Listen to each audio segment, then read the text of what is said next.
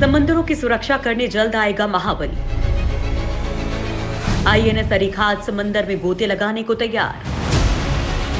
दोस्तों, भारतीय फौज दुनिया की बेहतरीन सेनाओं में से एक है। थल सेना, वायुसेना और नौसेना से लैस भारतीय फौज ने अपनी काबिलियत को दुनिया के सामने पेश किया है। सेना के आधुनिकीकरण को लेकर सरकार नए नए कार्यक्रमों को लॉन्च कर रही है।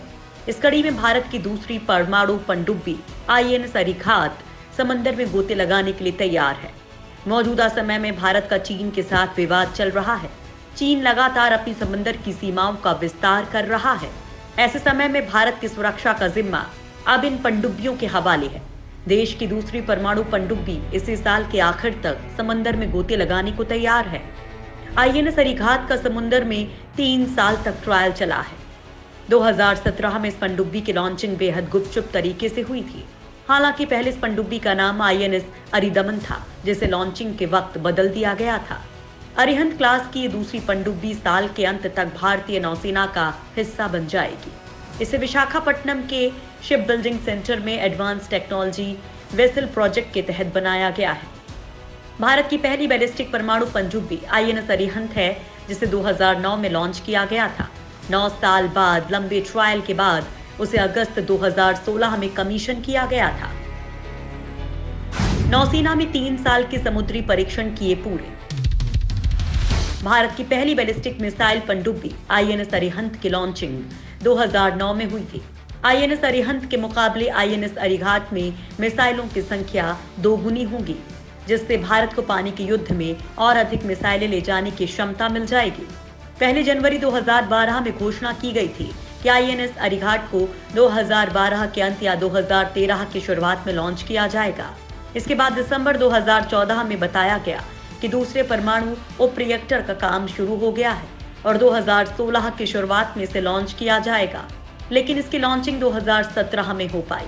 भारतीय नौसेना में 3 साल के समुद्री परीक्षणों के बाद अब भारत की दूसरी परमाणु ऊर्जा वाली बैलिस्टिक मिसाइल पनडुब्बी आईएनएस अरिघात समुद्र की गहराइयों में उतरने के लिए तैयार है। दुश्मन के लिए काल बनेगी अरिघात। भारतीय नौसेना अब और भी ताकतवर बन जाएगी। नौसेना की बेड़ी में आईएनएस अरिघात जल्द ही शामिल होगा। ये भारत की दूसरी परमाणु हथियार बंद पनडुब्बी होगी। आईएनएस अरिघात दुश्मन के लिए किसी विनाशक से कम नहीं होगी। ये पानी के अंदर और सतह पर किसी भी हालत से निपट सकती है। इसका अचूक निशाना दुश्मन सेना का नाश कर देगा। आईएनएस अरिघात भी आईएनएस अरिहंत की तरह एक बैलिस्टिक मिसाइल सबमरीन है। 6000 टन वजनी और 112 मीटर लंबी ये पनडुब्बी देश में ही बने 80 मेगावाट के न्यूक्लियर पावर प्लांट से चलती है। सूत्रों की माने तो भारतीय नौसेना में शामिल होने वाली ये घातक पनडुब्बी आईएनएस अरिहंत से अधिक शक्तिशाली है और बेहतरीन तरीके से उसे बनाया गया है। जहां आईएनएस अरिहंत को लॉन्च करने में 11 साल लगा, वहीं अरिदमन को 8 साल का वक्त लगा है। आईएनएस अरिघात भारत की तरफ से विकसित की जा रही दूसरी स्वदेशी परमाणु पनडुब्बी है। आईएनएस अरिघात आधुनिक मिसाइलों से लैस होगी और इसकी अचूक मारक क्षमता इसे और भी मजबूत बनाती है।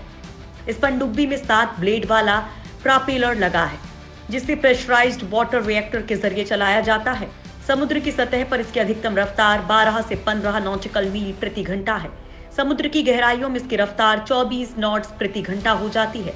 इस पनडुब्बी में आईएनएस अरिहंत की तरह 4 लॉन्च ट्यूब्स हैं। आईएनएस अरिघात अपने साथ 12 K-15 सागरिका मिसाइलें ले जा सकती है, जिनकी रेंज 750 किलोमीटर तक है, या फिर इस पर 4 K-4 मिसाइलें तैनात की जा सकती हैं, जिनकी रेंज 3500 किलोमीटर तक है। दरअसल चीन अभी भारत के लिए खतरा बना हुआ है। ऐसे में समंदर की सुरक्षा के लिए अरिघात से बेहतर विकल्प भारत के पास नहीं है। जब कभी चीन साउथ चाइना सी में अभ्यास करता है, तब भारत भी उस पर निगाह रखने के लिए अपनी पनडुब्बी और युद्धपोतों को वहां भेजता है। लेकिन ये सभी कुछ 2 देशों के बीच सामान्य हालातों में किया जाता है, लेकिन जंग के माहौल में परिस्थितियां बिल्कुल उलट होती हैं।